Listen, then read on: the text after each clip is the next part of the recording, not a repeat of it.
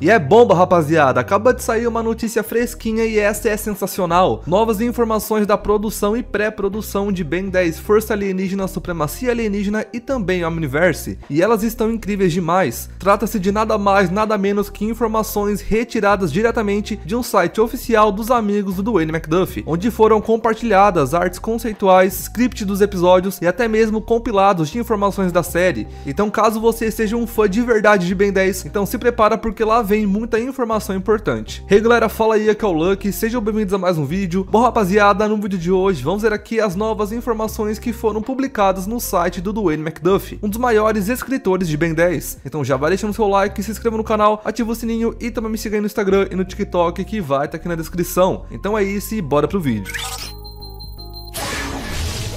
E bom pessoal, antes de tudo é importante entender de onde veio tanta informação de uma vez só. E bom, tudo começou quando o usuário Chic12 fez um upload na wiki gringa de uma arte conceitual do Estrela Polar às 22 horas no dia 15 de agosto de 2024. Naturalmente, os membros da wiki americana, onde a imagem foi postada, correram atrás para saber se tratava de uma fanart que não é permitida, ou se de fato era uma imagem verídica. O usuário em questão informou que a imagem era sim oficial e ainda deu a fonte, um site inédito em homenagem ao Dwayne McDuffie, onde constam nada mais nada menos que diversas informações nunca antes vistas da série. E se preparem aí porque lá vem coisa impactante. A começar por uma das coisas mais interessantes, pessoal. Temos o projeto completo de um episódio de Ben 10 Força Alienígena que nunca chegou a ir ao ar. O roteiro foi escrito pelo produtor Eugene Son e é datado no dia 11 de agosto de 2008. Não temos o script completo, pois o episódio parece nunca ter sido finalizado verdadeiramente, mas ele parece ser uma mistura do episódio O Centro da Criação com o episódio A Vingança de Vilgax com o episódio Poder Absoluto. E você achou isso uma mistureba agora que eu falei? Cara, isso porque de fato o episódio mistura diversos temas, mas podem ter certeza que é muito bacana. O episódio abre numa frenética luta no meio do deserto. O Enormossauro tenta combater um monstro alienígena não definido no documento, porém acaba facilmente sendo derrotado. O Ben vira o Eco-Eco, porém mesmo com a troca alienígena ele acaba perdendo mais uma vez. O Kevin assiste toda a situação naturalmente preocupado, pois o momento é crítico, e tenta ajudar o amigo,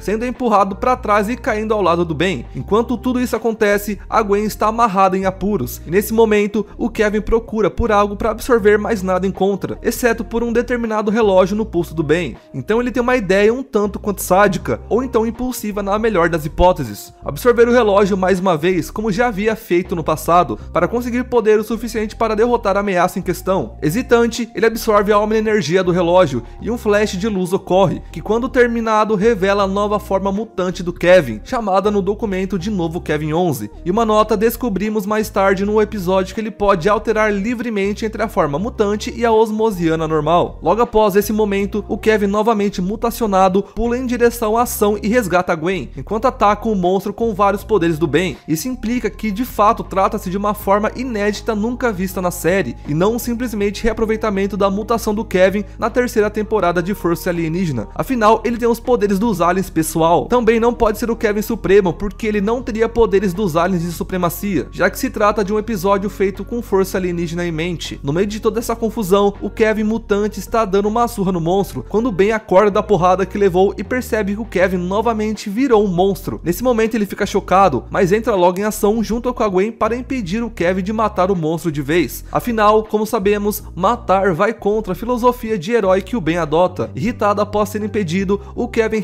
mutacionado foge pra longe e o Ben e a Gwen vão atrás. Na próxima cena, o Ben e o Kevin estão num estacionamento no meio da estrada quando entram numa briga por uma discussão besta. Logo isso evolui numa luta e o Ben se transforma no cromático, o que gera uma luta furiosa e frenética. No entanto, a Gwen logo entra no meio da briga e separa o conflito dos dois. Depois disso, o episódio corta pra base dos encanadores, onde a Gwen pede que o Kevin se abra com ela, mas ele nega. No entanto, ele insiste que é um novo homem e que deixou seu passado para trás. Enquanto a Gwen sai, o Kevin ouve uma voz calma e misteriosa. Conversando em outro canto, o Ben e a Gwen discutem se o Kevin realmente mudou, e o Ben deixa claro que tem certa desconfiança em relação a ele, especialmente depois de ele passar tanto tempo no nulificador. A Gwen, parcimoniosa como sempre, sugere que o Ben e o Kevin conversem amigavelmente para resolver o desentendimento, mas quando retornam ao osmosiano descobrem que ele sumiu. Após a fuga de Kevin, podemos ver ele dirigindo o carro até uma base encanadora abandonada. Enquanto isso, o Ben pede para a Gwen encontrar o Kevin e ele mente dizendo que não consegue. O Kevin entra numa cela dos encanadores, treinando seus poderes, e então ouve novamente a voz calma e agradável. A voz diz que consegue sentir o Kevin lutando, que vê que ele está dividido e enfraquecido, e surpreendentemente a voz em questão é da Gwen de 10 anos. Logo em seguida o Kevin vê a Gwen de 15 anos em sua frente, que novamente insiste que ele se abra com ela. Ele hesita bastante, mas eventualmente cede, e revela que descobriu na nulidade que quanto mais ele absorve, mais ele precisa absorver, e que assim o poder o corrompe. Ele ressalta que isso é problema apenas dele, e não um fardo pra Gwen, mas deixa claro que isso é uma fraqueza dele. Logo em seguida temos um flashback do Kevin saindo de uma forma não revelada enquanto foge do nulificador. De volta ao presente, a Gwen agradece pelo Kevin ter se aberto com ela, quando uma pequena descarga de eletricidade conecta a Kevin e Gwen. O Kevin se assusta e fica furioso, virando involuntariamente a sua nova forma mutante e fugindo de volta para o QG dos encanadores. O Kevin entra no QG com seu distintivo encanador e acessa a sala dos equipamentos, abrindo o portal ao nulificador de onde sai o Kevin 11 do passado. Isso mesmo, o Kevin de 11 anos sai do portal do nulificador e chega no período de força alienígena. O Ben e a Gwen logo chegam para entender o que acontece e uma luta começa. O Ben luta com Kevin de 11 anos e a Gwen luta com Kevin de 16 anos. E quando os dois Kevin se aproximam, eles começam a se fundir do nada. No entanto, o Kevin rejeita a fusão e o que sobram são duas coisas: um Kevin osmosiano normal de 16 anos e uma bola mutante bizonha de alienígenas. O Kevin abre o portal para a nulidade e começa a sugar tanto a ele quanto a bola de aliens. O Ben, transformado em fogo-fato, segura o Kevin para impedir ele de ser sugado, mas a bola de aliens segura o Kevin também, tentando puxar ele para a nulidade. Eventualmente, o Ben consegue fazer a bolota soltar o Kevin e o portal se fecha, levando apenas a aberração mistureba para a nulidade. E depois de toda essa luta, o Kevin se vê sozinho, olha suas mãos sobrecarregadas de eletricidade e vai embora caminhando pelas sombras. E bom, esse foi o episódio perdido de Ben 10. E devo admitir uma coisa, o negócio é tão bizarro que parece até uma creepypasta, não desmerecendo de forma alguma o trabalho do Eugene Son, mas certamente esse projeto ou rascunho mostra que a ideia original de força alienígena, chamada bem inicialmente de Ben 10 Hero Generation, era bastante exótica e diversa. Muitas questões são levantadas, por exemplo, por que o Kevin antigo e o atual realmente começaram a fusão? Isso foi mesmo do nada ou podemos explicar mais detalhadamente? Que monstro que era esse que aparece no início do episódio? Afinal de contas, ele derrotou o Ben, o Kevin não mutante e a Gwen com facilidade, beleza? E por que o Kevin de 11 anos veio pro presente saindo do nulificador? Trata-se de uma anomalia temporal? E bom pessoal, são muitas perguntas, mas se vocês querem outro vídeo especulando em relação a essas questões, comente aqui embaixo que querem mesmo ver esse vídeo e de que maneira gostariam de recebê-lo. E seguinte rapaziada, o próximo ponto a ser abordado são artes conceituais em preto e branco de alguns aliens de força alienígena. Temos o Friage, o Glutão, o Gigante e outros aliens como podemos ver. A maioria não é muito diferente da versão final, então não vamos nos aprofundar nisso. Mas é importante lembrar que a ideia de subespécie só foi ser introduzida em Ben 10 Omniverse, então é interessante notar que desde o início da produção de força alienígena, o Glutão, a única subespécie que existia na época, seria bem diferente da versão do clássico. Isso prova que realmente Ben 10 Força Alienígena era uma quebra de paradigma em relação à série de 2005, mesmo no início bastante precoce da produção. Além disso, aparentemente o Estrela Polar originalmente teria outro esquema de cores, como podemos ver na tela, cinza escuro e laranja. O laranja seria uma referência à oxidação, que é um processo químico comum em metais que deixam eles laranja, e bom, não sabemos, mas é uma especulação legal. Ainda dentro de Força Alienígena temos outro documento bombástico para compartilhar, a Bíblia aí de Lorde Ben 10 Força Alienígena. O documento resume todos os principais pontos da série que devem ficar claros durante a produção e traz alguns dados novos e confirma outros já sabidos. A começar pelo Ben. Acho que para todos aqui é mais que claro que durante Força Alienígena temporada 1 e 2, o Ben tem um início consideravelmente maduro, mas perde todo o seu desenvolvimento após a derrota dos Soberanos, na terceira temporada. Nesse documento, o Ben é assim descrito como eventualmente impulsivo e alguém que está aprendendo e se desenvolvendo, porém o documento ressalta muito mais o lado maturo dele, onde ele evoluiu consideravelmente desde os 10 anos, e reforça que ele vai ter que aprender a lidar com o peso da responsabilidade ao longo da série. Isso reforça a ideia de que originalmente a terceira temporada de Força Alienígena não seria como acabou sendo, mas por interferência da Cartoon Network, o Ben acabou perdendo parte de seu desenvolvimento, talvez para tentar emular o Ben de 10 anos da série original, quem sabe né? Em seguida o documento traz alguns dados interessantes. Primeiro, ele chama o casal Max Verdona de dupla encanadora. O que isso quer dizer eu vou deixar aberto a vocês especularem aí nos comentários. Em seguida, o documento chama o Omnitrix de tecnologia mais avançada já criada. Sabemos que o protótipo é nível 20 e o Destruidor na Legiana é tecnologia acima do nível 20. Como o Omnitrix é de fato a tecnologia tecnologia mais avançada, estando atrás do Destruidor Naligiano, podemos especular de diversas formas, mas como dito antes, peço que vocês deixem aí nos comentários se realmente desejam um vídeo com esse tipo de especulação. Mas é isso, pessoal, informação diretamente de Alien Force Supremacia confirma que não tem tecnologia mais avançada que o Omnitrix, apesar de surpreendentemente isso não é implausível. Agora em seguida aqui, pessoal, mais uma bomba. O documento não fala que o DNA alienígena é adicionado ao portador, ele diz firmemente que o DNA alien é trocado pelo DNA do portador. Isso significa nada mais nada menos que, ao menos segundo esse documento, toda espécie alienígena é full-blown. Mas o que é full-blown? E bom, resumidamente, existe uma polêmica grande entre os diretores de Ben 10 sobre o Omnitrix de fato transformar o portador em aliens 100% geneticamente alienígenas, ou se eles mantêm uma porção do DNA do portador para preservar as memórias e consciência. O Danko Roleal é firme em dizer que Pouco Aliens não mantém parte do DNA do usuário original, e o Derek parece discordar suavemente, por assim dizer. Até então não tínhamos certeza da posição do Duane nisso tudo, mas ele parece estar com o Derek em concordar que os aliens realmente são 100% alienígenas. E novamente isso tem trilhões de explicações, mas por enquanto eu vou me segurar aqui porque ainda tem muito a ser dito, mas vamos em frente. O texto segue dizendo que o Omnitrix de fato é um repositório de vida inteligente de toda a galáxia, o que confirma que nenhuma espécie da Via Láctea está fora do Omnitrix. É claro que podemos talvez abrir exceções para espécies que estavam removidas durante Alien Force Supremacia, como os Quimera Sui Generis ou os Condutoides, mas ainda assim é um dado muito interessante. O documento ainda explica como ocorreu a recalibração do Omnitrix protótipo. Pegando um pedaço atual do DNA do Ben, o relógio se ajustou à bioquímica mais atual do garoto, se adaptando às necessidades que ele provavelmente teria durante essa fase de seu uso do relógio. E cara, isso é bem interessante, né? O documento então segue para falar dos aliens em si. Temos agora a confirmação explícita de que todos os clones do Echo Echo têm seu poder integral. E mais, o número de clones que ele pode criar é desconhecido. Isso não significa que ele tem capacidade ilimitada de clonagem, como o Iden, por exemplo, mas agora essa possibilidade parece bem menos remota. Adicionalmente, o documento confirma, para quem ainda duvidava, que o diamante de fato se cromatiza em Ben 10 Força Alienígena. Isso já era bem óbvio depois das informações dos álbuns de figurinhas, mas agora está ainda mais claro. Em seguida, somos informados de que o tamanho canônico do gigante em Força Alienígena é de 30 metros. O documento segue informando que os pelarotas arborianos são atualmente considerados extintos, o que dá menos credibilidade para a especulação de que uma quantidade deles tenham sobrevivido ao grande carrapato. Em seguida temos outra bomba. O documento fala explicitamente com todas as palavras que magia não existe, mas é claro que isso leva a retcon em Omniverse, mas não há dúvidas algumas que a intenção durante a produção de Alien Force Supremacia era tornar toda a magia uma mera forma de manipulação energética alienígena. Se isso é bom ou ruim, depende da opinião de cada um, é claro, mas o documento não é ambíguo nisso. Fato é que o documento ainda segue para dizer que os poderes da Gwen vêm de seu sangue, algo bem diferente do lampejo que é descrito no episódio que introduz a Verdona. Enquanto o Derek diz que as Anoditas têm algo análogo ao material genético, esse documento parece dizer com todas as letras que Anoditas têm, com todas as letras na sigla DNA. O documento também afirma que a absorção do Kevin é ilimitada a objetos sólidos, mas o próprio Duane nega isso posteriormente, então não devemos dar muito crédito a essa informação. Um outro documento bem mais inicial e anterior tem mais informações de lore ou que deveria ter acontecido. Aparentemente, originalmente os DNA Aliens seriam uma raça independente, não escrava dos soberanos, e o objetivo deles seria acabar com a vida inteligente na galáxia, a começar pela Terra. Isso é interessante porque de certa forma dá um embasamento para a tese de que os DNA Aliens não são uma espécie totalmente irracional, e sim algo mais similar aos Vulpimancers. Dado importante, o documento afirma que o Ben tirou o Omnitrix após derrotar o Vilgax. Isso certamente deve passar como um lado chocante para os fãs, que defendem a tese do Ben ter abandonado a posição de herói após perder o feedback, mas fato é que isso é explicitamente dito no documento. Outra nota que em determinados pontos desse documento, os DNA Aliens são chamados de DNA Anjos. Se isso é um erro ou intencional, talvez nunca vamos descobrir com certeza. O documento segue afirmando que uma das espécies antagonistas da série seria um grupo de híbridos entre DNA Aliens e humanos. Isso nos leva ao questionamento se na realidade o que o documento chama de DNA Aliens não são na verdade os soberanos, e os híbridos que são os verdadeiros DNA Aliens? E bom, não dá pra ter certeza, mas certamente é uma possibilidade, especialmente considerando que o documento diz que o Ben consegue reverter os híbridos de volta à forma original, que é justamente algo que ele faz com os DNA Aliens que conhecemos. Além disso, ele chama os DNA Aliens de supremacistas raciais, o que novamente dá credibilidade à ideia de que os DNA Aliens eram o nome original dos soberanos. E depois disso recebemos outra bomba, de que os DNA Aliens estão em aliança consolidada com os Cavaleiros Eternos. E cara, inusitado pra dizer o mínimo. O documento prossegue afirmando que a raça do Alien X transcendeu a realidade, o que implica que nessa versão da série eles não seriam originários de fato do centro da criação, mas sim do universo físico. Eles evoluiriam até chegar no centro da criação. Teoricamente, na primeira aparição do Alien X, ele deveria destruir uma montanha inteira, mas como sabemos, na série que a gente recebeu, o que de fato acontece é a reversão temporal da quebra de uma barragem d'água. E bom, chegamos ao fim dos documentos de lore, mas ainda tem mais. O documento com todo o planejamento para a terceira temporada de Força Alienígena apresenta um episódio em 3 partes, presumivelmente totalizando mais de 1 hora, denominado Ben 10 vs Ben 10. Esse episódio se passa depois do episódio onde Vilgax ganhou a Omnitrix, que na versão final ficou conhecida como a Batalha Final. O que exatamente teria no episódio Ben 10 vs Ben 10? E bem, provavelmente seria algo como o confronto épico e grandioso do Ben contra o Albedo, ou seria uma versão muito mais longa e polida de Alien Extinction. Seja lá qual das duas opções for a verdadeira, é realmente uma pena enorme que esse episódio em 3 partes nunca tenha saído do papel. E como sabemos que o Dwayne McDuffie faleceu, talvez a gente fique para sempre na curiosidade do que será que esse episódio traria para a série. Em relação à supremacia alienígena, além do fato de que a série originalmente se chamaria Ben 10 Evolution, não temos tantas informações novas, mas aí podemos partir direto para uma parte muito mais recheada, Ben 10 Omniverse. E sim, pouco antes de falecer, o Dwayne McDuffie chegou a trabalhar em Ben 10 Omniverse, e foi de fato responsável por trazer a ideia original dessa série que tanto amamos. Temos 2 documentos principais nessa pasta, e vamos abordar os 2 aqui. O primeiro é uma espécie de proposta em forma de resumo da série Ben 10 Omniverse para a Cartoon Network. Descobrimos nesse documento que a intenção realmente sempre foi que a Gwen e o Kevin desempenhassem um papel secundário em Omniverse, saindo um pouco do destaque para dar espaço para o Hulk, que nessa proposta inicial é chamado de um nome no mínimo diferente, que seria Sang-Shun, e ele não é o único que originalmente tinha outro nome. O Kyber seria chamado de Einahylus Stalk, e seria parte de um concílio da retribuição, provavelmente composto pelo Kyber, Psychobos e Malware. Fora isso, também recebemos confirmação de que o Nemetrix originalmente se chamaria Predatrix. Isso também já era sabido, mas claro que agora temos outra fonte para reafirmar isso. Em relação ainda ao Nemetrix, temos confirmação de que são os 10 maiores predadores de toda a galáxia, e não meramente predadores aleatórios de aliens do Omnitrix. Indo além, o documento afirma que originalmente seriam dos membros do Concílio da Retribuição que usaria o Predatrix, e não a Zed como foi na versão final. E como sabemos bem, o Kyber chega de fato a utilizar o Nemetrix na série original, mas isso custa caro, pois a consciência de seres sapientes não interagem bem com as formas pouco inteligentes desse dispositivo, o que levaria o Kyber a usar o Nemetrix rotineiramente, sem obstáculos aparentes nessa versão inicial de Omniverse. E bom, se olharmos bem esses conceitos de predadores feitos pelo Thomas Perks durante a pré-produção de Omniverse, notamos que muitos deles, apesar de animalescos, são relativamente humanoides e faria sentido como espécies sapientes. Isso nos leva à seguinte pergunta: será que o Predatrix na realidade seria só um Omnitrix com espécies mais agressivas? Isso é, as transformações do Predatrix também seriam sapientes? Isso é claro, não passa de especulação, mas é algo bem interessante de se questionar. Afinal de contas, será que essa era a mesma intenção original? Certamente poderia abrir muitas possibilidades de roteiro, inclusive com o Ben desbloqueando as formas do Predatrix. Mas como tudo tem vantagem e desvantagem, é preciso destacar que isso também tiraria parte do aspecto único e especial que o Nemetrix tem por ser um relógio específico para seres não sapientes na versão final. Esse documento segue falando de propostas que de fato acabaram indo para a versão final da série, como o fato da série alternar entre passado e presente, ter novas transformações alienígenas e uma nova base secreta dos encanadores. Passamos agora para o segundo documento, e esse segundo documento é uma versão protótipo bem inicial de quanto mais as coisas mudam, nunca antes revelado ao público. Parte do documento é bem similar ao que recebemos na versão final, mas 4 coisas importantes são diferentes. Uma delas é que temos um predador chamado de Araignei, que talvez seja um predador descartado do Nemetrix. Além disso, o Ben conhece o Hulk através de uma luta contra ele, e ao invés de uma introdução mais amigável como é na versão final. Além disso, outra bomba, o Ben manteria a função evolutiva em Omniverse. E é isso mesmo, pessoal, no rascunho inicial de quanto mais as coisas mudam, o nosso querido protagonista Ben Tennyson usaria o Besta Supremo para rastrear um alvo, o que implica que de fato a intenção original, ao menos do Dwayne McDuffie, era que o Omnitrix definitivo tivesse os Supremos. Pode-se argumentar que isso não faria sentido, pois o Azimuth não gosta dos Supremos, mas na realidade isso tudo é uma fala do Derek pessoal. O que o Azimuth de fato fala na série é que os Supremos do Super Omnitrix era implorar por problema. Coisinha mal feita